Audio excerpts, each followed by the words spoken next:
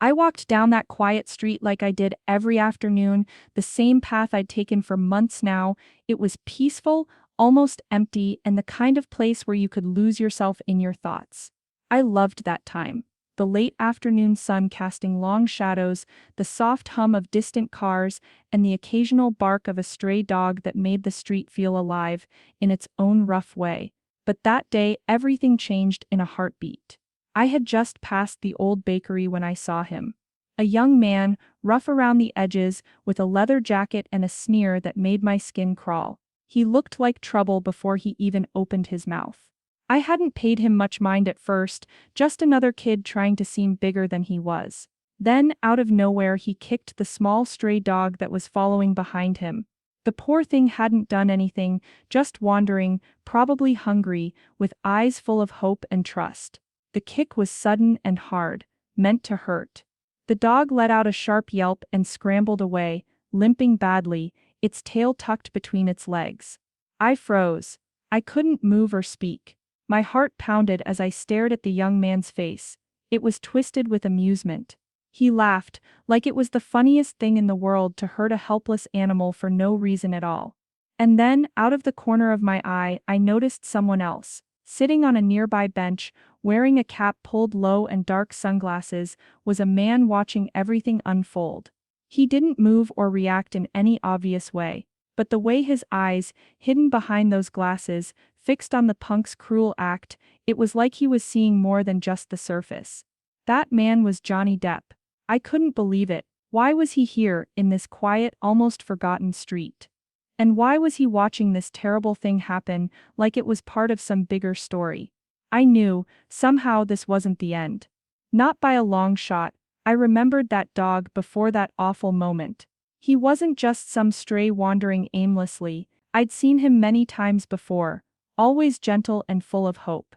A little mutt with soft brown fur and big trusting eyes that seemed to say, "I just want to be loved." Whenever I walked down this street, he would trot up slowly, wagging his tail like he recognized me, or maybe just anyone who didn't want to hurt him. Sometimes I'd stop to pet him, and he'd lean into my hand as if it was the best thing in the world. He didn't have a name, but in my heart I called him Lucky. Maybe it was wishful thinking. Like if I gave him a name, it might somehow make his life better. Lucky deserved better. Then there was Kyle, the punk who kicked Lucky. He wasn't new to the neighborhood. Everyone knew him. Loud, rude, and always trying too hard to be noticed. You could hear his voice from blocks away, shouting at someone, or bragging about something that didn't matter. He wore his bad attitude like a badge of honor, and it seemed like causing trouble was his favorite way to get attention. Kyle was the kind of kid who thought rules didn't apply to him. He would cut lines, steal snacks from the corner store, and pick fights with anyone who looked at him the wrong way. And nobody really stopped him. People whispered about him, but no one stood up. It was easier to avoid him, to let him have his moment of chaos, even if it hurt others. That's what made it so hard to watch him kick Lucky, like it was just another joke to him, another way to prove he was in charge. But the worst part? It wasn't the first time. I knew it wasn't. I felt a strange mix of anger and helplessness swirling inside me. How could someone be so cruel? How could people like Kyle get away with doing whatever they wanted, hurting those who had no one to protect them? It was the same story, over and over, kids like him causing pain, while everyone else just looked away. Sometimes I wished I could do something big, something that would change everything, but all I had were my quiet walks, my small moments of kindness to Lucky. And even those moments seemed so small in the face of someone like Kyle. Still, deep down, I knew that day would change things. Not just for Lucky, or for me, but for everyone who had ever been ignored or hurt by someone like Kyle. Because that man on the bench, the one watching quietly, he wasn't just any stranger. He was Johnny Depp. And somehow I felt like he was going to shake things up in a way none of us expected. After Kyle walked away, laughing like he'd just pulled off some great joke, I couldn't stand still any longer. I hurried over to Lucky, who was limping on 3 legs now, his small body trembling. I knelt down beside him, my hands shaking as I gently touched his fur. He looked up at me with wide, scared eyes, like he didn't understand why someone would hurt him so suddenly. "Hey, it's okay," I whispered, my voice breaking. "I'm here now." Lucky leaned into my hand, trusting me even after everything that just happened. It made my heart ache. How could anyone be so cruel? And how could I have just stood there, frozen? As I focused on helping Lucky, I kept noticing that man on the bench. He hadn't moved a muscle. His face was calm, almost unreadable, but his eyes, hidden behind dark sunglasses, never left the scene. I hadn't recognized him at first. I mean, who would expect Johnny Depp to be sitting on a quiet street bench, watching a punk kick a stray dog? There was something strange about him. Not just his presence, but the way he watched. He wasn't angry, or shocked, or even sad, at least not in the way I felt. His calm stare unsettled me. It felt like he was quietly taking everything in, like a judge listening to a trial he was about to decide. When I finally looked up and met his eyes, I saw something more than just observation. There was a flicker of something in them. A plan? A decision? Like he already knew what he was going to do next. For a moment I wanted to ask him why he was here, what he thought of all this. But the words caught in my throat. Instead I just nodded at him, silently acknowledging that he saw what happened. He gave a slight, almost invisible nod back, and just like that, the air felt different. I didn't know how, but I knew this moment wasn't just about a stray dog and a rude kid anymore. Something was about to change, and Johnny Depp was right there, watching it all unfold. The next day, I found myself walking back to that same spot, carrying a small bag of food for Lucky. I wasn't sure if he'd be there, but I hoped he would be. When I turned the corner, my heart lifted. There he was, sitting quietly on the curb, still limping but his tail wagging weakly as soon as he saw me. "Hey Lucky," I said softly, kneeling down to place the food in front of him. He sniffed it eagerly, then began eating with gratitude, like he hadn't had a proper meal in days. Watching him eat made me feel a strange mix of relief and sadness. As I sat there beside him, I noticed the man on the bench again. Johnny Depp was still there, as if he'd made this quiet street his temporary home. But this time, he didn't stay silent. He spoke softly, his voice low and calm. "Is that the dog from yesterday?" he asked, nodding toward Lucky. I glanced up, surprised that he was talking to me. "Yes. He's been around here for a while. I think he's been hurt before, but yesterday, Kyle kicked him. For no reason at all." My voice cracked just a little. Johnny didn't say anything right away. He just listened, his gaze fixed on Lucky, as if trying to understand the pain hidden beneath those tired eyes. When he finally spoke again, it was quiet, but serious. "That boy, he has a history, doesn't he?" Johnny asked, looking back at me. I nodded. "Yeah, Kyle's always been trouble. Loud, rude and cruel. But it's not just me, everyone knows he causes problems. No one really stops him though." Johnny's face didn't change much, but I could see the weight behind his eyes. He wasn't just hearing my words, he was feeling them, feeling the sadness and frustration I couldn't even fully explain. For a moment, we both just watched Lucky finish his food. Johnny's silence spoke volumes, and I realized he wasn't here by accident. Something was on his mind, something tied to Kyle, to Lucky, and maybe even to me. That simple conversation left a quiet but powerful mark on me. Johnny wasn't just a stranger anymore. He was someone who cared, quietly stepping into a story that had been ignored for too long. A few days passed, and life on the street felt almost normal again, but then things started to get strange, too strange to ignore. It began with whispers and rumors floating through the neighborhood like wildfire. Kyle, the punk who had kicked Lucky, suddenly started bragging like he was on top of the world. He told anyone who would listen that he'd been approached for a film audition. Not just any audition, but one with someone famous, someone who saw something special in him. Kyle claimed he had star power, and that his big break was just around the corner. At first I didn't believe it. Kyle wasn't the type to get noticed for anything good. And yet, every time I passed by, I heard his loud voice boasting about his upcoming chance to become a star. It felt like a joke. But there was one thing I couldn't shake: the man who had been watching quietly all along. One afternoon, as I walked through the park near the street, I saw Johnny Depp again. This time, he wasn't alone. Kyle was with him. Johnny was sitting on a bench, calm and collected as always. But this time he was talking to Kyle. Really talking. Not like the casual observation from before, but with focus and attention. I couldn't hear every word, but Kyle's face was lit up, soaking in every bit of encouragement. Kyle was grinning like a kid who'd just won a prize, his chest puffed out with pride. Johnny's hand rested lightly on Kyle's shoulder, as if reassuring him, guiding him. It was a strange sight. Johnny Depp, this big famous actor, was paying attention to Kyle, the same kid who'd hurt Lucky without a second thought. I stood hidden behind a tree, trying to make sense of it. Was Johnny really encouraging Kyle? Was he somehow part of the problem instead of the solution? But then I noticed something else. Johnny wasn't just praising Kyle blindly, his eyes were sharp, and every now and then, I caught a flicker of something else, like he was watching Kyle's reactions carefully, as if testing him.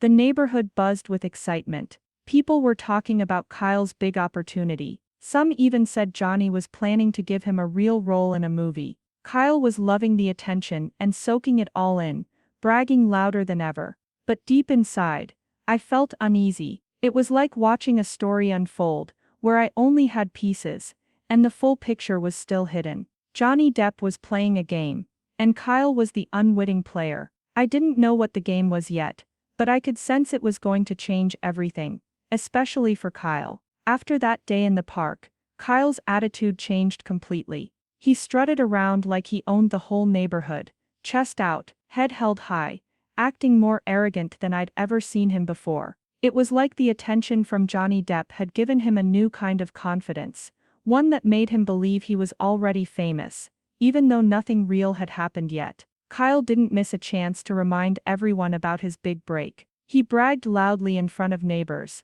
telling stories about the film audition that was just days away. It was like he thought he'd already made it, and everyone else was just waiting to see him on the big screen. Then the social media posts started. Kyle was suddenly posting pictures of himself, with Johnny Depp. Some were clearly taken by someone else. Johnny sitting on a bench, looking calm, while Kyle grinned beside him like best friends. Other photos were selfies, with Kyle holding his phone high, trying to capture the perfect angle. The captions were full of excitement. Working with the legend himself. Big things coming soon. Watch out, Hollywood.